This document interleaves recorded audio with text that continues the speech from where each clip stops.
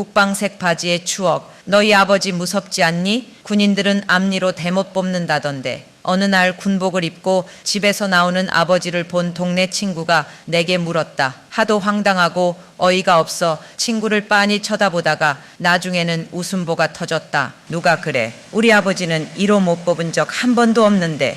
전쟁이 끝나고 남과 북으로 갈라지면서 어느 때보다 반공사상이 투철하던 시절이었다. 내 기준에서 아버지는 나라를 지키는 정의의 사도였다. 어린 내게 군복을 입은 아버지의 모습은 텔레비전에 나오는 그 어떤 배우보다 멋있고 근사했다. 양복을 입고 출퇴근하는 다른 아버지들과 달라서 더 우쭐한 기분이 들기도 했다. 어머니가 정성껏 윤인하게 닦아놓은 아버지의 군화가 근형이나 내 신발 옆에 놓이면 커다란 군함처럼 든든하게 하지만 아버지가 군인이어서 싫은 점도 덜어 있었다. 그중 국방색 바지에 대한 기억은 아직도 생생하다. 어머니는 아버지의 오래된 군복 바지를 줄여서 내게 바지를 만들어 입히곤 하셨다. 깡총 짧게 자른 바가지 머리에 국방색 바지를 입은 내 모습은 어린 눈으로 보기에도 참 촌스러웠다.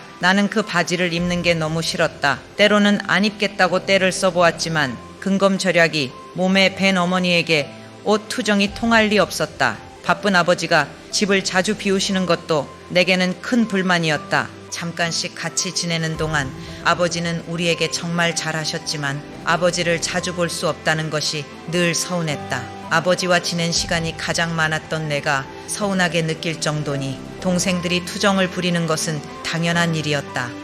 어머니는 아버지의 빈자리를 메워주려고 늘 애쓰셨다. 아버지가 왜 멀리 떨어져 계셔야 하는지, 아버지가 우리를 얼마나 사랑하는지, 연애 시절 아버지가 얼마나 부드러운 분이셨는지 틈날 때마다 말씀해 주시곤 하셨다. 어머니는 우리가 아버지를 그리워할 때면 편지를 쓰게 하셨고 아버지의 답장을 잠자리 머리말에서 읽어주며 마치 우리가 아버지 옆에서 잠드는 듯한 기분이 들게 하셨다. 내가 기억하는 어머니는 아침부터 밤까지 쉴 틈 없이 움직이는 분이셨다. 학교에서 돌아오면 고구마나 튀각 같은 간식거리를 준비해 놓으셨다가 손에 쥐어주셨고 겨울에는 손뜨개를 해서 털모자와 털목도리, 털장갑 등을 만들어 주셨다. 나는 어머니가 주무시는 모습을 본 기억이 거의 없다. 가끔 늦은 밤에 물을 마시러 거실에 나가보면 어머니는 주무시지 않고 무언가를 열심히 적고 계셨다. 가계부를 정리하거나 멀리 군에 있는 아버지에게 보낼 안부 편지를 쓰고 계셨다. 어쩌다 새벽에 일어나 보면 어머니의 이부자리는 이미 말끔히 개켜져 있었다. 부엌 불빛 사이로 어머니의 그림자가 보였고 경쾌한 도마질 소리가 들려왔다. 고개를 돌려 시계를 확인하면 어김없이 새벽 5시였다. 겨울이면 고약한 냄새가 난다고 우리가 싫어하던 메주를 아랫목에 띄우셨고 가을 볕에는 고추와 우거지를 말리셨다. 집에서 콩나물도 길러 먹고 사과상자에 흙을 담아 파나 고추를 심어 먹기도 했다.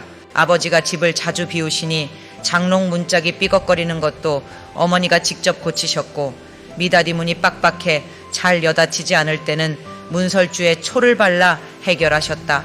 어떤 문제든 어머니 손만 닿으면 말끔히 해결되고 허름한 물건도 새 것으로 변했다.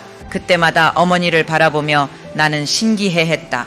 우리 엄마는 못하시는 게 없구나라는 생각에 가슴이 벅차오르곤 했다. 언젠가 언론 인터뷰 중에 집에 남자 손을 빌려야 할 때는 어떻게 해결하세요? 라는 질문을 받았다. 순간 나도 모르게 남자 손을 빌릴 일이 뭔가요? 하고 되물었는데 이는 아마도 뭐가 고장나면 뚝딱뚝딱 잘 고치시던 어머니를 보고 자란 때문이리라. 지금 나 또한 어머니처럼 웬만한 집안일은 남의 손을 빌리지 않고 혼자 해결하는 편이다. 정우를 갈아 끼우는 일은 물론 고장이 난 문손잡이도 드라이버를 사용해 덜그럭거리지 않게 나사를 조인다. 공구함만 잘 갖춰져 있으면 어렵지 않게 집안 곳곳을 손볼 수 있다. 어린 날 어깨너머로 배운 어머니의 솜씨를 제대로 써먹으며 살고 있는 셈이다. 우리 삼남매가 생일보다 더 간절하게 기다린 날은 아버지가 휴가 나오는 날이었던 것 같다. 아버지 팔에 매달려 응석을 부리며 시간을 보낼 수 있다는 기쁨도 있지만 서너 달에 한 번 시장 안에 있는 고깃집에 가서 저녁을 먹는 정말 특별한 날이기 때문이다. 우리의 특별한 외식은 아버지가 집을 비우신 동안 혼자 살림을 돌보느라 고생한 어머니를 위한 아버지의 배려였다. 하지만 오랜만에 맛보는 고기를 동생들과 내가 경쟁하듯 집어먹고 있는 동안에도 어머니는 드시기보다 굽기만 하셨다. 보다 못한 아버지가 굽지만 말고 당신도 좀 들지 하시면 어머니는 낮에 뭘 잘못 먹었는지 얹힌 것 같아요. 속이 더부룩하네요. 라는 말과 함께 아버지 쪽으로 오히려 고기를 밀어주셨다.